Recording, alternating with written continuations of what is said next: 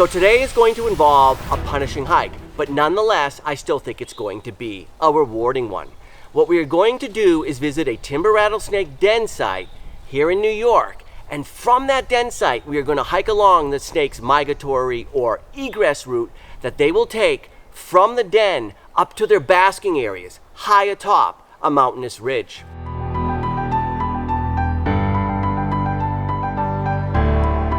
Timber rattlesnakes arrive at their overwintering dens, or hibernacula, between late September and mid-October, where they will spend the better part of 6 months brumating, which is a form of reptile hibernation. They will emerge from their winter slumber between late April and mid-May. The snakes will initially remain close to a den site upwards of several days before migrating to summer basking areas, birthing rookeries, and the surrounding forest to forage.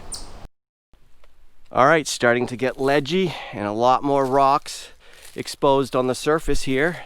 We are about halfway up the ridge and fairly close to the den.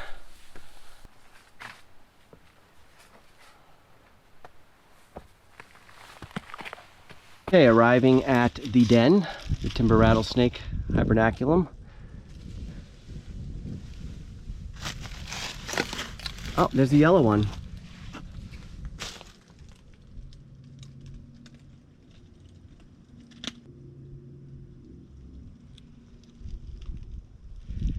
It's the second half of May, and most of this population has already emerged and has moved on up the ridge. However, I have observed, specifically at this den, snakes emerging as early as April 17 and as late as May 30. So it just gives you an idea that, and it probably varies from den to den, but I imagine that most dens have a pretty wide window of time of the first wave of emergence to the very last stragglers at the end of May. In this particular den, as much as I love it, and this is a healthy population, I love the structure, I love how it almost creates this, it's like a little cave basically.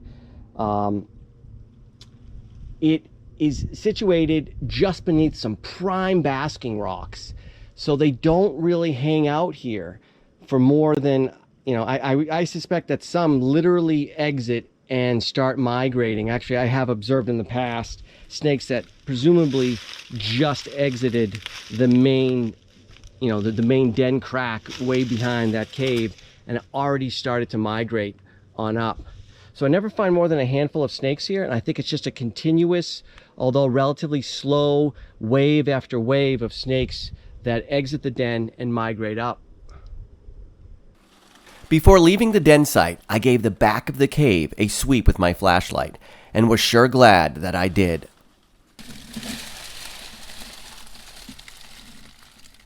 Alright, not sure how well you can see that, but there looks like there's 3 timber rattlesnakes at the moment of emerging from the inner reaches of the den. This is pretty exciting. I have seen it before, but usually only one at a time. I see 2 heads, but both of those heads are black, and I see a yellow morph body, so 3 rattlesnakes. And if you notice when they're flicking their tongues, how slow, how languidly they are, and that's because they are still chilled. Their body temperature is probably 55 degrees.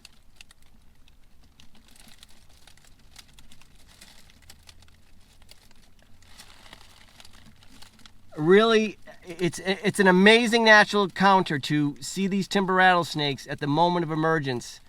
Although they can't be too pleased that the first thing they see is my ugly face. But no harm, no foul. Wow. The other snake's head ducked behind over here. This is wild.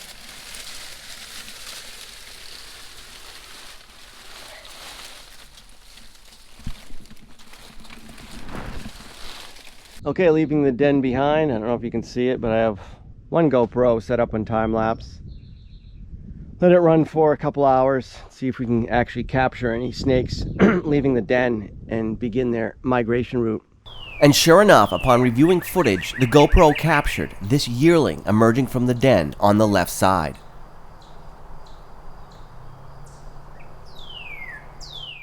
And this is the migration route here.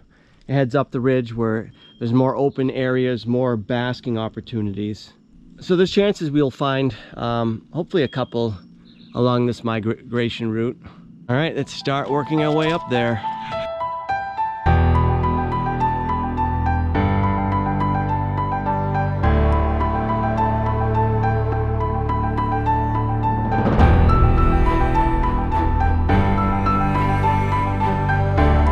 All right, I see a yearling, it looks like. This is a very reliable egress rock right along their migration trail. He's hanging out underneath this limb.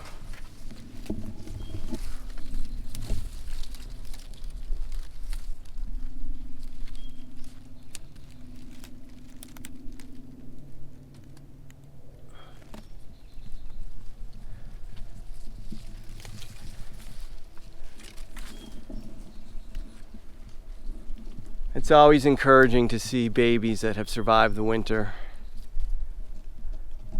That gives them a great chance of reaching adulthood. First big hurdle. I don't see any others at the moment. Continue to head on up. Actually, I'm sliding backwards, but my overall progress hopefully will be up.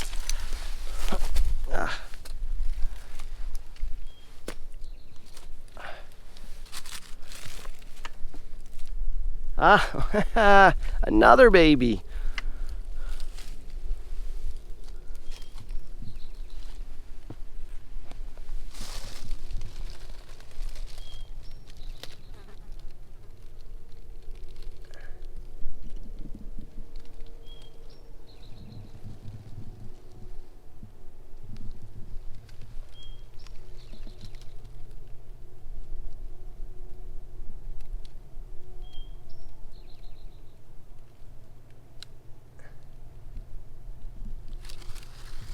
There he goes.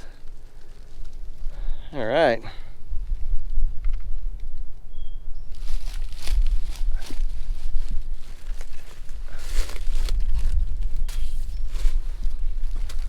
Last year I did observe a lot of babies at the gestating birthing rookeries. A very productive baby year last year. Okay, watch where I'm stepping.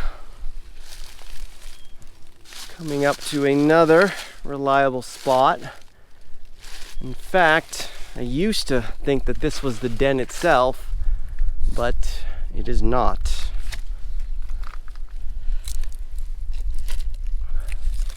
Or probably not. I'm not saying that a few animals don't den here, but what it looks like is more of a, and there's a nice good sized yellow one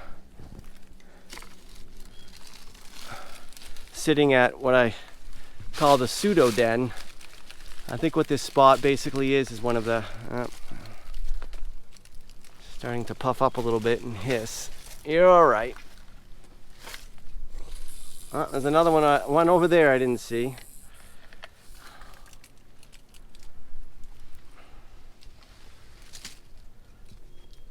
All right.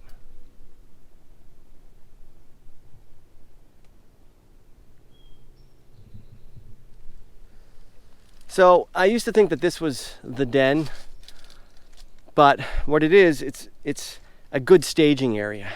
So in the spring, I feel like these rocks go deep enough that they can come up here right after emerging, and if there are cold spells or even nights that are below freezing, say in late April, the first few days in May, it occasionally happens. I see another one, but we'll show that one in a moment. Now I lost my train of thought.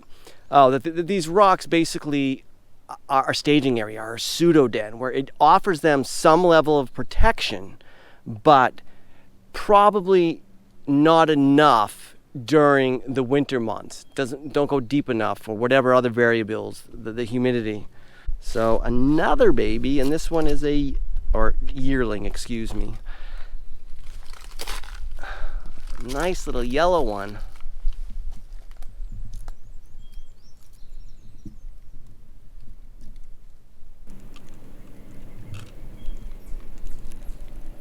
All right, very nice. And the ridge opens up, and that is the main basking area, and it also includes some gestating areas. All right, there's a reliable rock coming up, particularly in the spring.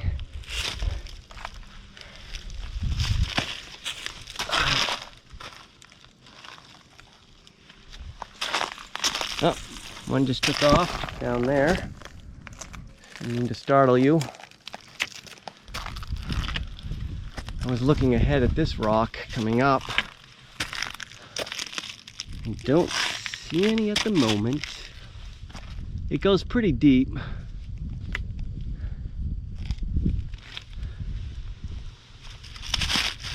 It has been sitting in the sun for hours, so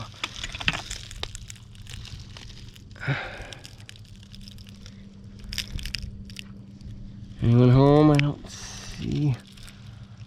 I guess I could get my flashlight out, but I want to keep moving here. I think there's two here. I see one head, one yellow head.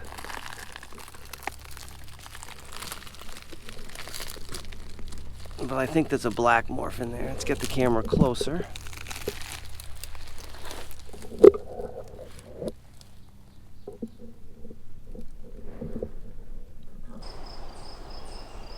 Hoping to get better footage, I left the GoPro filming on time-lapse for about an hour. And as you can see, this yellow morph was quite indecisive for a while where she wanted to go.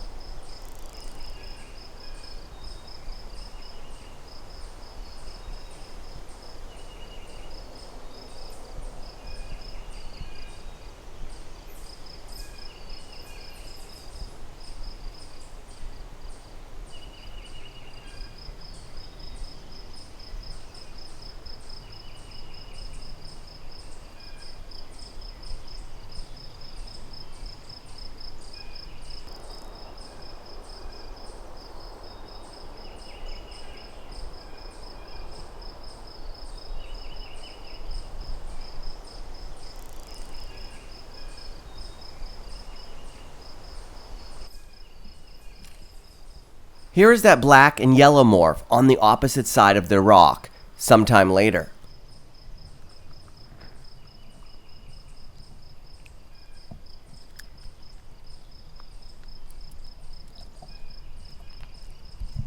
Okay, there are three good-sized black morphs wedged between those two slabs of granite.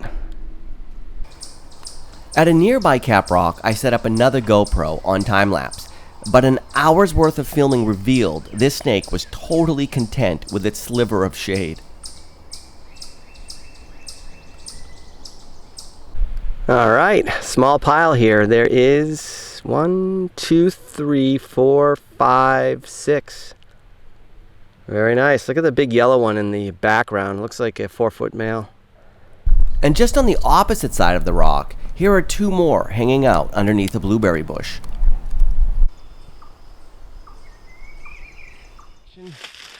All right, folks, we are coming up to the last basking area that I'll have time to check today.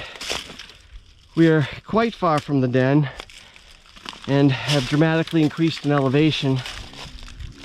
Even the bare oak, also known as scrub oak, has barely leafed out. And 20 feet to go.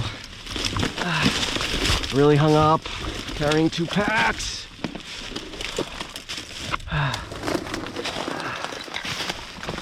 All right.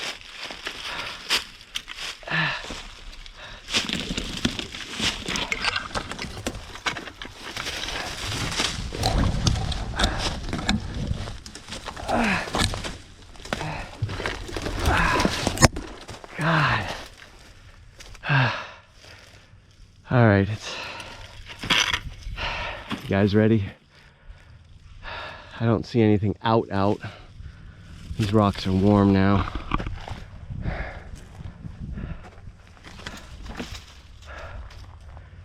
There may not be that much here because we are quite a distance from the den. I actually just found a rattle.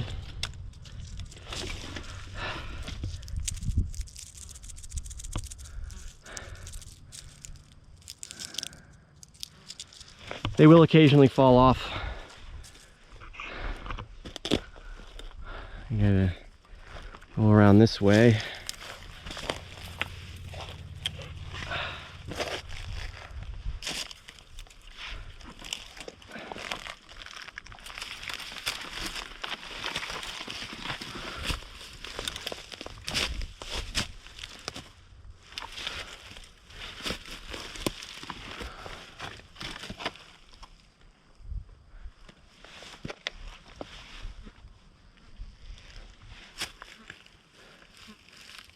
I see one over here.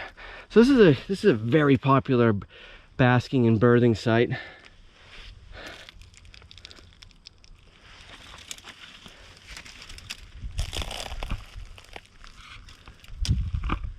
Right in here.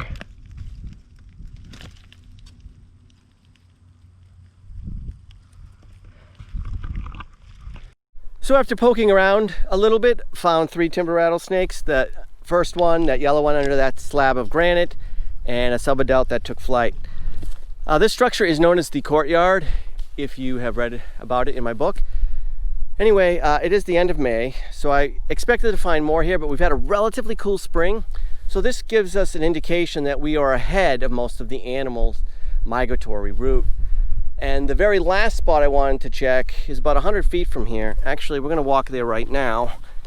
And I am guessing that if there's only 3 at the courtyard, that there may only be 1, or not even any up here.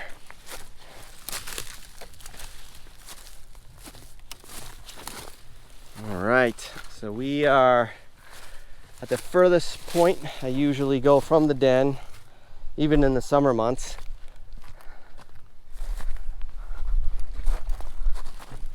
Okay. That's right here. Let's come on over.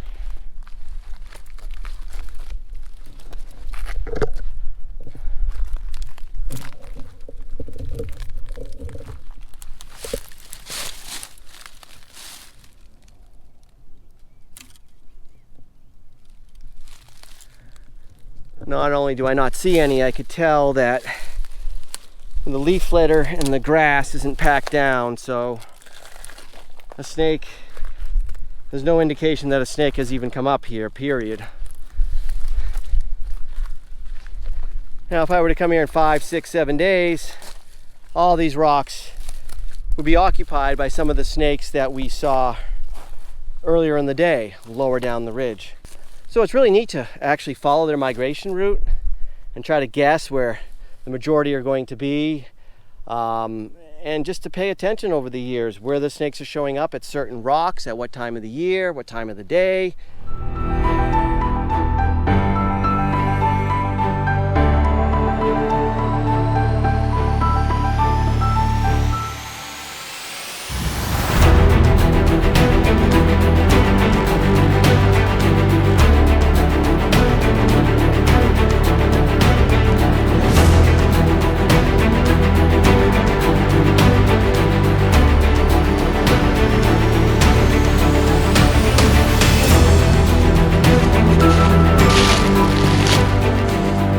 We have traveled from New York to New Hampshire. And now, once common, the New Hampshire timber rattlesnake is so rare that it has been given its own endangered designation, critically imperiled. And to really illustrate this, just a short distance away from here is a den site that is so precariously small that it is believed that the number of adults that occupy it only is in the single digits. For comparison, the den site that we visited in New York, I tallied roughly 3 dozen timber rattlesnakes. And that number just represents a small percentage of that den's population, which could be upwards of 150 animals. And that den is overlapped by many other populations, many other healthy, robust dens, creating a metapopulation. And a metapopulation is what is needed for the survival of the timber rattlesnake as a species in any given region. After a few visits during the first 2 weeks in May, I finally encountered this female, and she was one I was familiar with. It was just last summer this female had given birth to a new generation of New Hampshire timber rattlesnakes, ultimately fighting not just for their survival, but for the survival of a species in a state with such a fitting motto.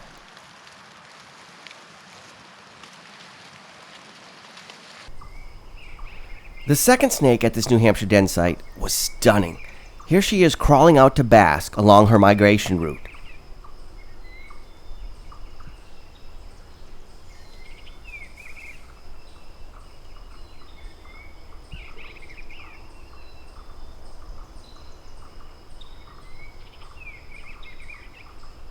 So for a final word, I was going to talk a little bit about timber rattlesnake conservation, but I've decided right before I turn the camera on that I'm going to go off script. Now, I don't make any money doing these videos. I do them because I love the creative process. I love being able to share some of my experiences and tidbits of knowledge with those of you who are interested. But, you know, instead of talking about conservation, I want to put my money where my mouth is. So I am making a pledge right now that if the day ever comes, but the first $1,000 I make doing these videos via YouTube or some other outlet, I will donate every single cent to an organization or group that focuses on curbing and ultimately ending rattlesnake roundups in this country. Thank you.